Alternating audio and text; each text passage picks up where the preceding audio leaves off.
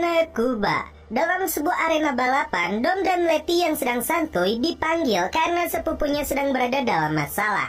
Mobil rongsok sepupunya Dom diderek oleh seorang pembalap di kota ini karena dia tidak bisa membayar hutangnya. Dom menantangnya untuk balapan dan taruhannya adalah mobilnya. Sedikit modifikasi dan memasang nos di mobil sepupunya ini, Dom akan membuat mobil rongsok ini melesat. Namun, karena mesin yang digunakannya itu sudah usang, potensi kebakaran dan ledakan akan terjadi. Namun tidak masalah, balapan pun dimulai.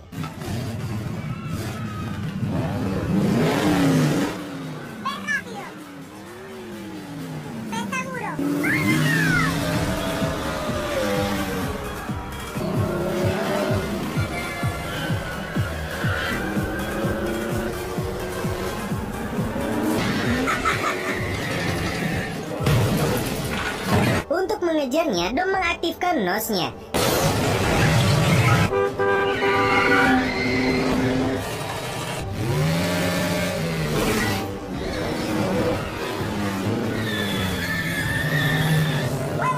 Namun, ketika pertengahan, lawannya licik dengan menyuruh seseorang melepaskan motornya hingga Dom kembali melambat, sedangkan mesinnya sudah terlihat sangat panas.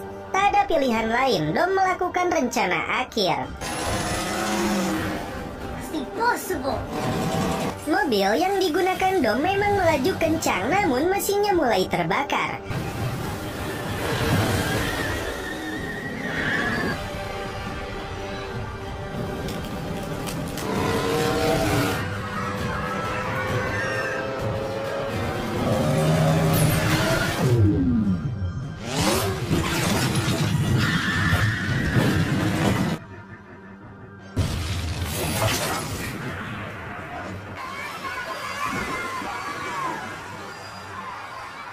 Hingga akhirnya Dom berhasil memenangkan perlombaannya. Lawannya terkejut, sekaligus pasrah mobilnya diserahkan kepada Dom. Sekaligus dia menaruh rasa hormatnya. Namun Dom menolak mobilnya dan cukup menerima rasa hormatnya itu. Dan mobil merah miliknya dia berikan kepada sepupunya. Ketika Dom sedang berjalan santuy, dia melihat seorang wanita yang sedang memperbaiki mobilnya. Dom kemudian menawarinya untuk memberi bantuan. Dan ketika membuka kacamatanya, Dom terkejut. Dia adalah Chipper. Dia memaksa Dom untuk melakukan sebuah pekerjaan. Dia menunjukkan sebuah video di handphonenya yang berhubungan dengan keluarga Dom.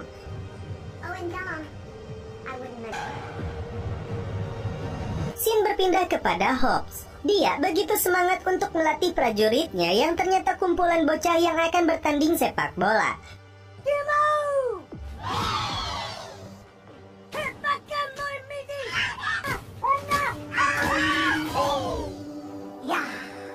Seorang utusan pemerintah datang yang berkaitan dengan senjata EMP yang menghilang di Teluk. Pelakunya adalah agen senjata Front Pembebasan. Dan bahayanya, alat ini bisa memutus jaringan listrik sebuah kota besar. Hobbs diminta untuk membawa kembali alat itu. Dia kemudian meminta bantuan Dom dan timnya.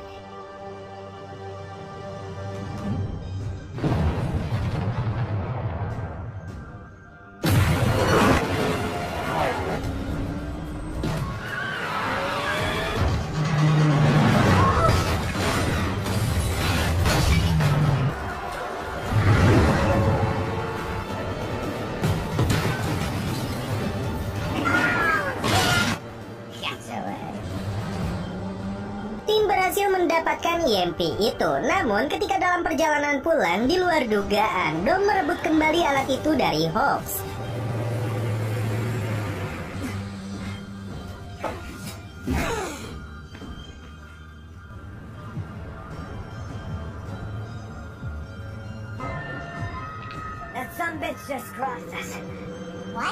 Entah apa alasannya, tim dia pun terkejut.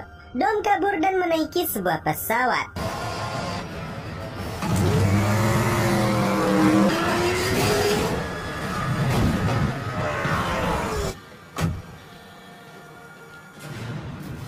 Hobbs gagal mendapatkan alat itu dan dianggap bersekongkol hingga akhirnya dia dijebloskan ke penjara.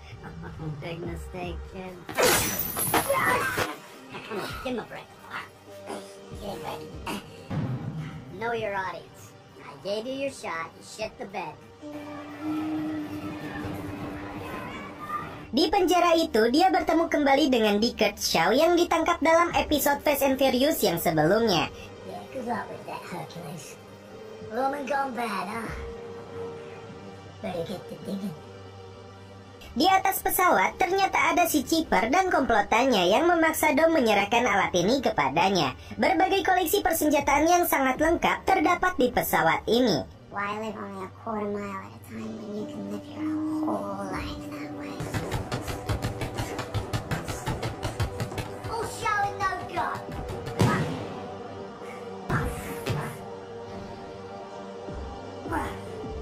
I will beat your ass like a Cherokee drum. Situasi penjara menjadi kacau ketika pintu sel Hobbs terbuka. Bahkan sistem keamanan berhasil dirusak hingga semua napi keluar dari selnya.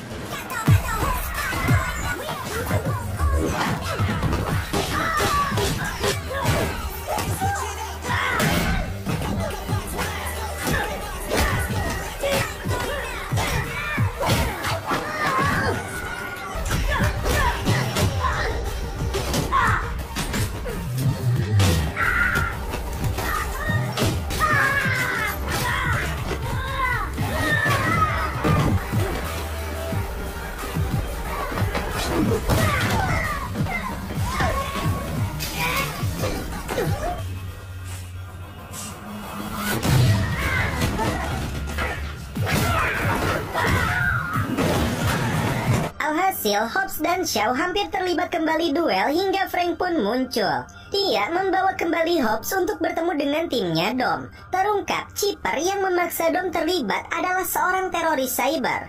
Dia bisa memanipulasi data digital dan meretas apapun yang dia inginkan. Yang membuat tim terkejut, Dom terjebak olehnya. EMP itu sekarang berada di tangan Chipper. Jika itu diledakkan, maka sebuah kota akan menjadi medan perang. Tim ditugaskan untuk mencari keberadaan Dom dan Chipper. Dan untuk membantu mereka, Frank mendatangkan juga Deckard Shaw. Seketika, Hobbs dan yang lainnya marah dan tidak menyetujui rencana ini. Mereka susah payah menangkap orang ini, kemudian dia harus bergabung menjadi timnya. Ternyata, Shaw menerima penawaran Frank karena adiknya Owen Shaw telah dicuci otaknya dan direkrut oleh Chipper untuk menjadi penjahat. Si Roman yang balaga ini mempunyai ide cemerlang menggunakan mata Tuhan untuk melacak keberadaan Dom. Roman, that is a great idea. Namun, saat pelacakan dilakukan, dia terdeteksi berada di London, Tokyo, dan kota-kota besar lainnya. And just about every other major city on the planet. Tidak mau menyerah, Tage dan Ramsey merubah model sistem pelacakan untuk menemukan lokasi sebenarnya. Frank terkejut karena lokasinya berada di sini dan tiba-tiba Because that's here. sebuah granat kejut dilemparkan oleh Chipper yang tiba-tiba muncul bersama Dom.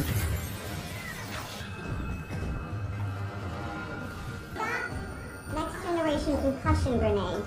Wanita ini mencuri mata Tuhan. Letty berusaha menyadarkan Dom yang dianggap berkhianat dan melupakan keluarganya. Dia hanya diam dan celepot.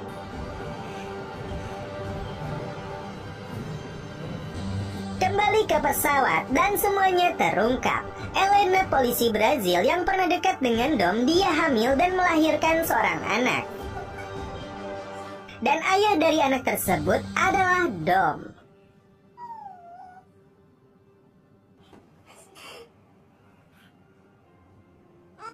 I thought his father should give him his first name. Kini mereka berdua ditawan oleh Chipper agar Dom tidak berkutik dan melakukan semua perintahnya. Si Chipper menantang Dom untuk mengambil senjata dan menembak kepalanya. Tapi dia tidak akan mampu menyelamatkan anaknya karena ruangan itu tidak bisa dengan mudah ditembus. Terlebih pasukan akan datang untuk membunuh anaknya. I got no choice. I didn't think so. You want to see the old die? Watch. Tim akan bergerak ke New York karena Shaw menemukan petunjuk bahwa dia berada di sana.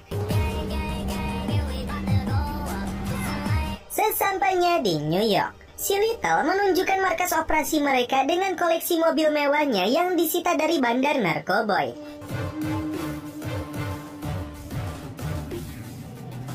Mereka mempunyai tank tempur dengan kecepatan tinggi dan senapan M153 yang bisa dikendalikan dari jarak jauh. Dom pun berpura-pura mengalami kendala di mobilnya ketika Chipper terus memantaunya.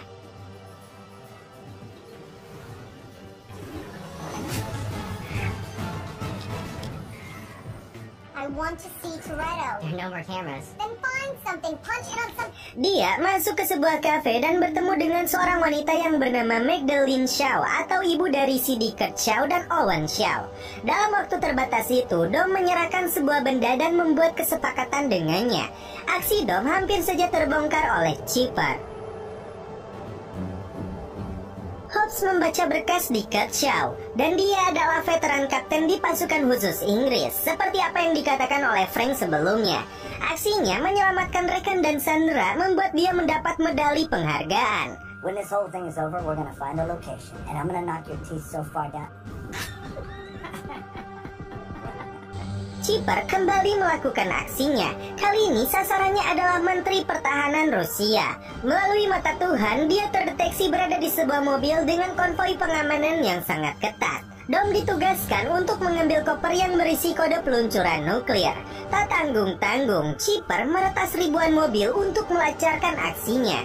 Mobil-mobil sipil yang berada di sekitar area itu diretas sistem kemudinya, kemudian diarahkan menuju konvoi si menteri.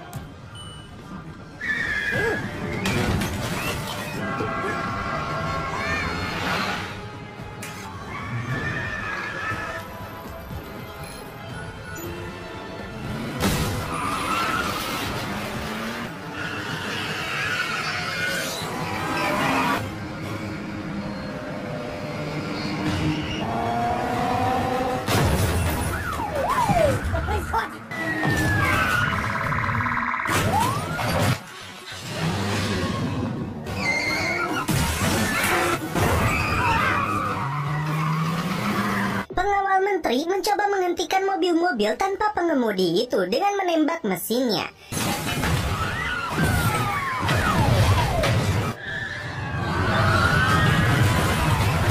Tim yang mendapat informasi kemudian meluncur ke TKP.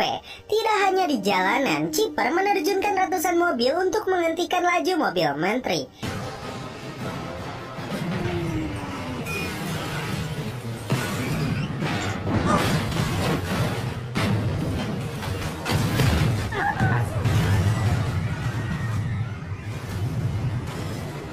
Saat itulah Dom beraksi untuk memaksa menteri itu menyerahkan kopernya.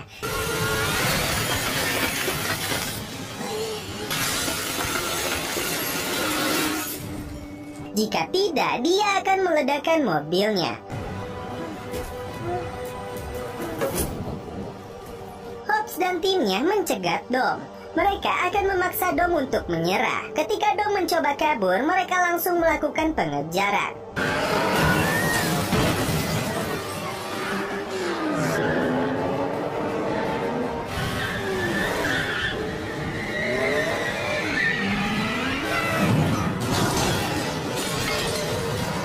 Si Little terjebak ketika besi-besi folding gate berjatuhan di atas mobilnya. Ketika Letty berhasil menyusul Dom, dia langsung melesatkan kawat pengikat.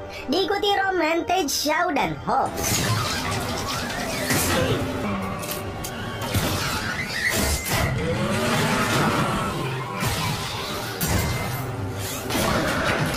Satu banding 5, namun kuatnya tenaga kuda dalam mesin mobil milik Dom tidak berhasil membuatnya menyerah.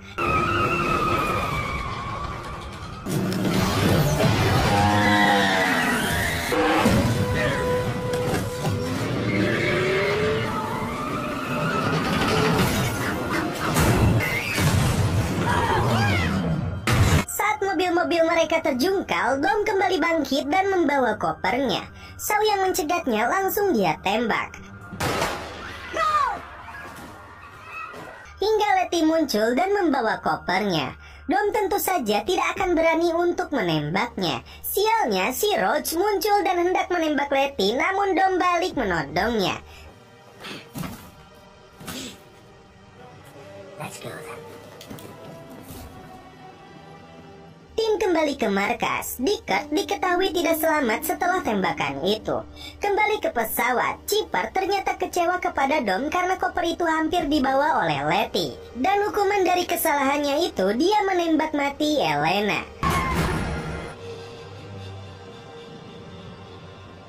Frank datang ke markas dan memberitahu timnya kemungkinan besar Chipper berada di Fledovin, Rusia. Di sana terdapat sebuah pangkalan rahasia Angkatan Laut Rusia, dan beritanya pangkalan itu telah diambil alih oleh kelompok separatis bulan lalu. Bahkan di sana terdapat kapal selam yang membawa nuklir. Tim akan melakukan penyergapan ke lokasi itu untuk menghindari Perang Dunia Ketiga.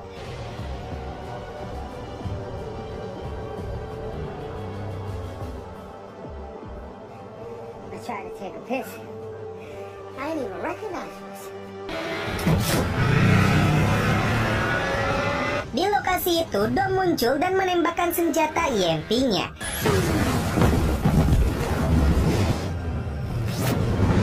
Sistem keamanan mereka seketika lumpuh.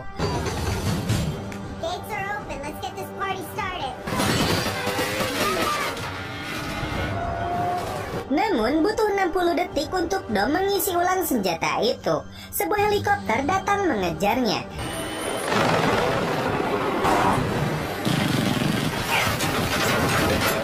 Setelah terisi penuh, dia kembali menembakkan EMP-nya yang membuat helikopter itu kehilangan daya. Bahkan EMP itu membuat sistem kelistrikan di kapal selamnya mati. Kini Chipper mengendalikan penuh kapal selam yang membawa nuklir tersebut. Ramsey dan Tej membuat rencana untuk masuk ke dalam kapal selam itu untuk meretas sistemnya kembali dan mencabut chip peluncuran nuklir. Mereka harus menghadapi kelompok separatis yang menguasai lokasi ini. Knock, knock.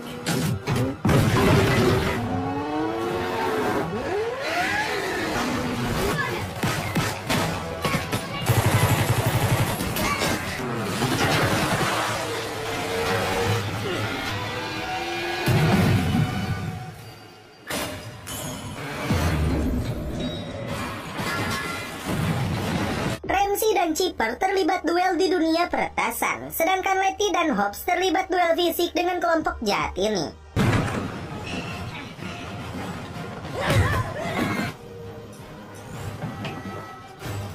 Namun sepertinya Chipper jauh lebih unggul.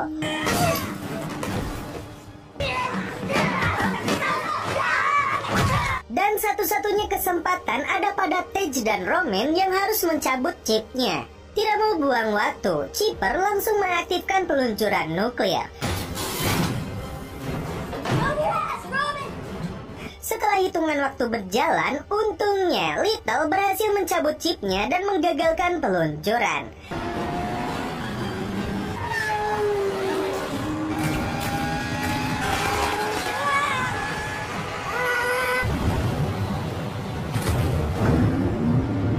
Mereka segera pergi menuju gerbang laut untuk mencegah kapal selam itu keluar dari lokasi ini. Kejar-kejaran pun terjadi kembali. Sementara itu, Chipper mulai menyelamkan kapalnya untuk menuju lautan terdalam. Giliran Tej mencoba kemampuan tank tempurnya di medan bersalju ini.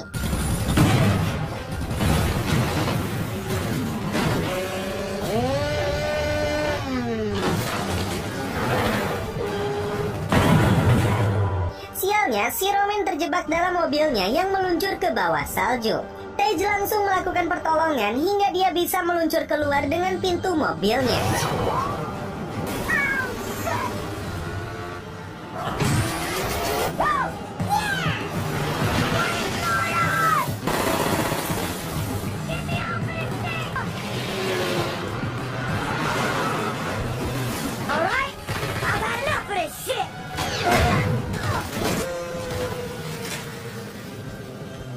Di luar dugaan, dua bersaudara Shaw menyelinap masuk ke dalam pesawat Chipper. Dickert ternyata belum tewas. Ibunya menyelamatkan dia saat berpura-pura tertembak oleh Dom. Jesus, Mom. Dan alat yang diberikan oleh ibunya kepada Dickert adalah alat untuk melacak keberadaan Chipper. Owen berhasil menyandera pilot, sedangkan Dickert berhasil mengamankan anak Dom. Karena anaknya merasa sudah aman, Dom kali ini benar-benar murka karena memendam amarahnya. Dia memberi kejutan kepada Rhodes yang hampir menembak timnya.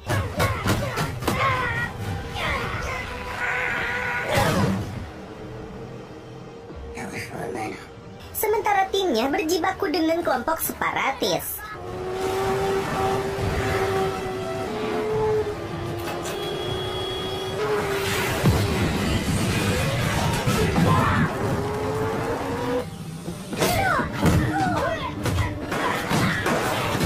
Dickert menyelamatkan anak Dom sambil melumpuhkan pasukan yang menyergapnya.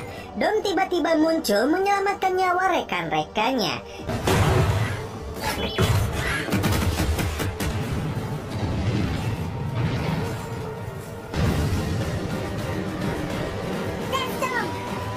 Good to be riding with you again, man. Tidak tinggal diam, Chipper meluncurkan rudal-rudal dari kapal selamnya.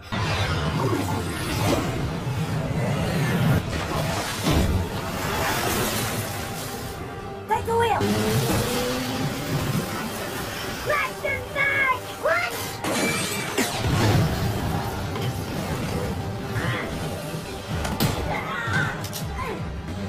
Back in a sec. Where's that smile? There it is. You're gonna shoot a baby? You sick bastard. Bahkan kapal selamnya meluncur di atas permukaan es untuk menghentikan Dom dan timnya.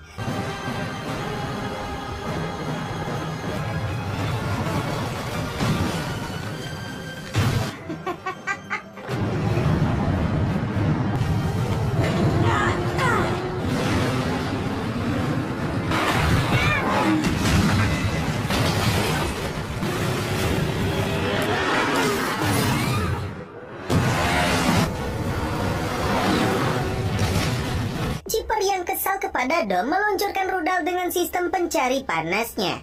Dia meminta timnya untuk segera pergi, sedangkan dia mengalihkan rudal tersebut. Aksi keren dilakukan oleh Dom. Rudal itu dibawa kembali agar menembak kapal selamnya. Dive! Dive! This!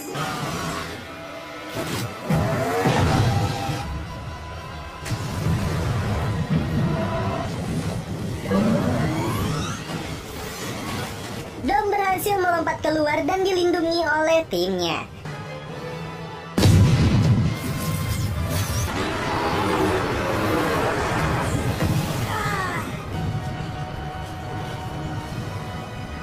Dickert berhasil membuat Chipper terpojok. Ternyata kalung yang diletakkan Dom adalah alat pelacak. Chipper berhasil kabur dengan membawa parasut. This will be fun. Owen memaksa pilotnya untuk mendarat, dan Letty senang Dom telah kembali ke pelukannya dan mereka pun celepot. Can we get up out of here now? I'm freezing. Tim kembali berkumpul. Frank datang untuk mengembalikan status Hope yang sebagai agen. Full reinstatement. You got your job back. Namun saat melihat putrinya, dia memilih untuk pensiun dini. Tak lama, Dickert datang membawa anak Dom, buah cintanya dengan Elena. Oh, that's what's up with you.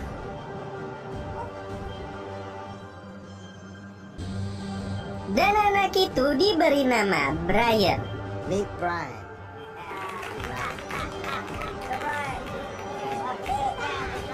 Dan setelah itu film pun berakhir. Oke guys, bagaimana menurut kalian alur cerita film dari The Fast and Furious yang ke-8 ini?